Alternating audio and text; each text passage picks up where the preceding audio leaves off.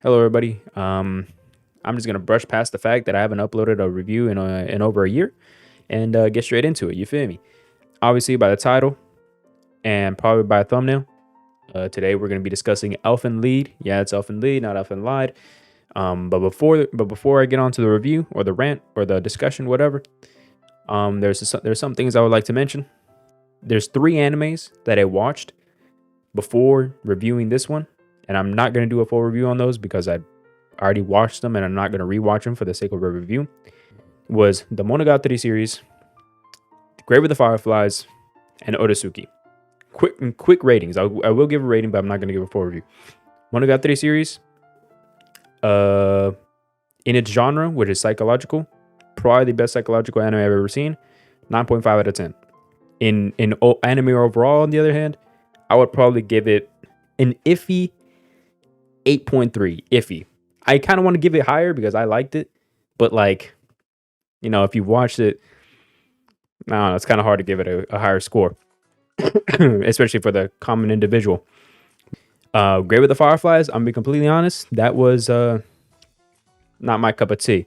Unless you resonate with events of war, you're probably not gonna like this either. It was pretty short, only an hour and 20 minutes long, so you don't really have time to really connect with the characters, especially with the way they set up the story. It was like all revealed in the very beginning of, like, the ending was already revealed in the beginning, so there's not really much to look forward to. So I'm gonna be completely honest, in its genre, which is historical, that's the only historical anime I've ever seen, so I'm not gonna give a rating on historical, just like an NA, not available.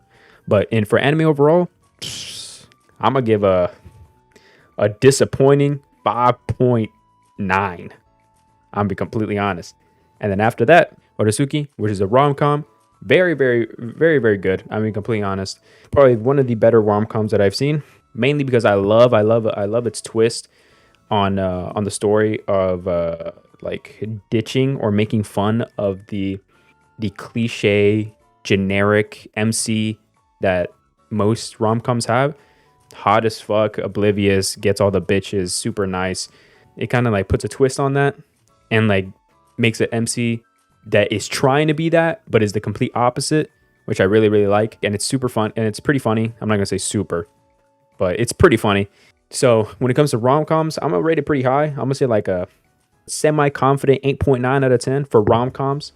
For anime overall, honestly, even despite it being a rom-com, I feel like the humor carries. The humor carries its rating in the overall in the anime overall category.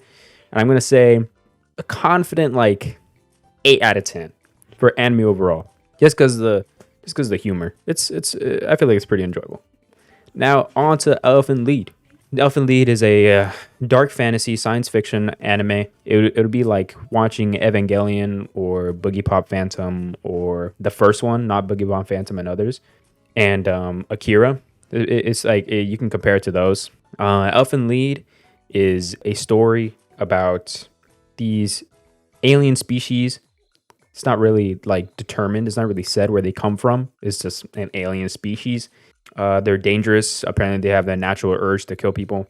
They have these weapons called vectors that are just invisible hands that can interact with the real world type shit. And humanity is trying to, or humanity, the government is trying to contain the invasion or the spread of these Diclonius. I don't know if I already said their name, but that's what they're called.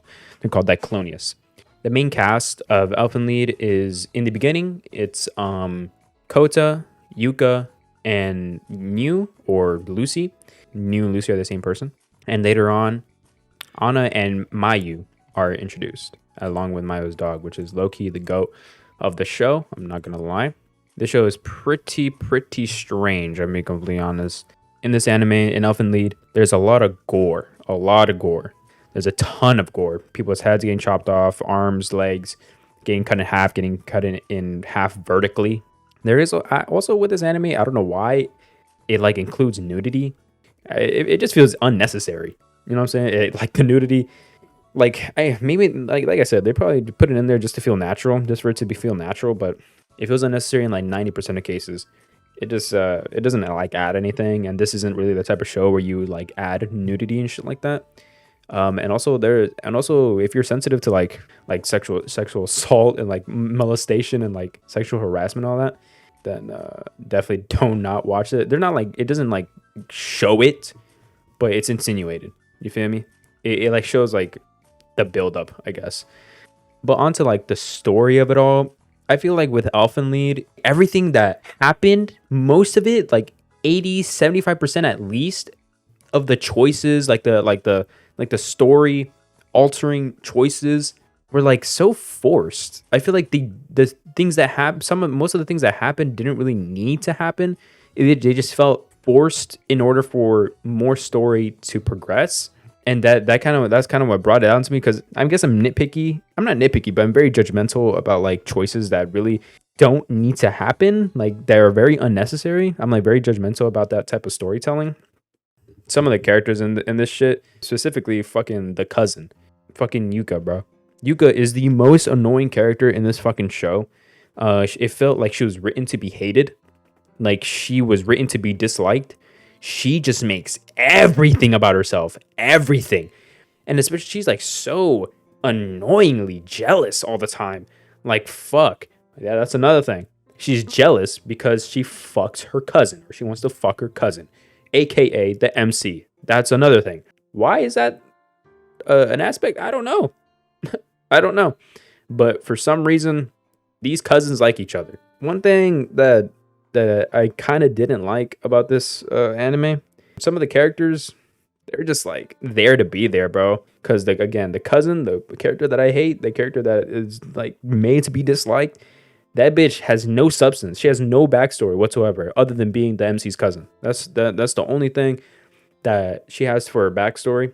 And the MC too, kind of, because he has some substance, but like most of the time he's just he's just there as like be like a plot point for Lucy or New, because they have a past or whatever. But even the characters that I mentioned earlier, like New Lucy definitely have hella depth. Not hella depth, but they have the most depth out of the entire cast. Nana, she has a little more than average. The Kurama actually did like how much he had as a character. I actually did like that a lot. This anime, I don't know. It felt like it had a lot of plot holes. It felt like it was unfinished. It felt like they didn't cover everything. Chief Kurama, his daughter ended up being Diclonius. Was pretty cool. I like that aspect. And then the fact that his daughter was still living, that's also pretty cool. It's just the way they used Chief Kurama's daughter, like Subject 35 being the strongest Diclonius of all time, being just ultimately just persuaded by her father, which I get, but like being the strongest Diclonius, and also every single fucking Diclonius wanting to kill their parents, like that's literally a stated urge and common occurrence that every Diclonius by the age of 3 wants to kill their parents, or wants to kill humans in general, and their parents are usually the first ones because they're in close proximity. So the fact that she didn't kill her parents, it's just weird. It's just like inconsistent.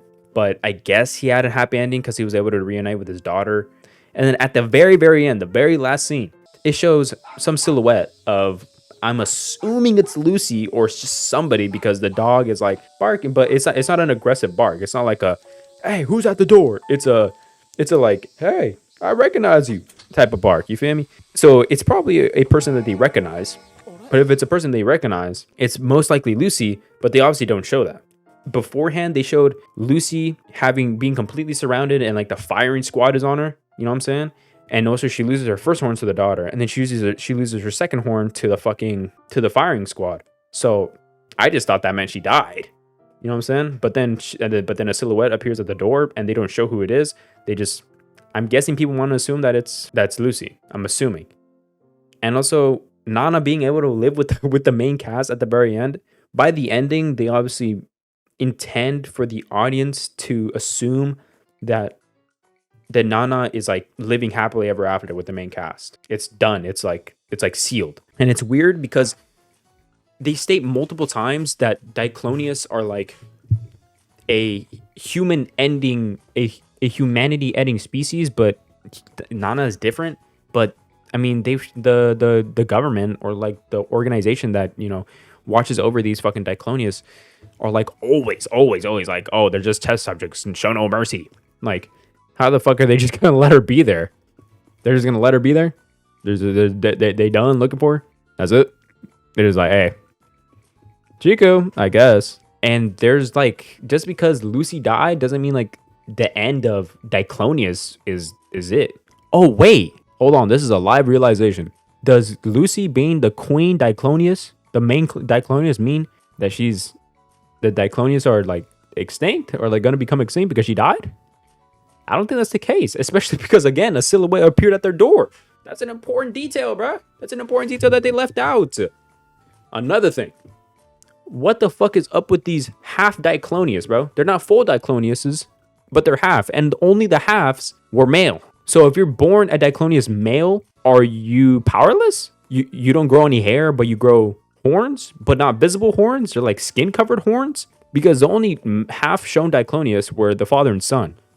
The father and son, the father that's, overlooking the entire fucking operation, and the son that was killed, they have horns. I'm guessing if you're male, you don't develop powers or full-grown horns. You only develop powers if you're a female Diclonius. Only female Dicloniuses can be full Dicloniuses. I'm guessing if you're born a male Diclonius, then I guess you're just like a half Diclonius. I'm guessing.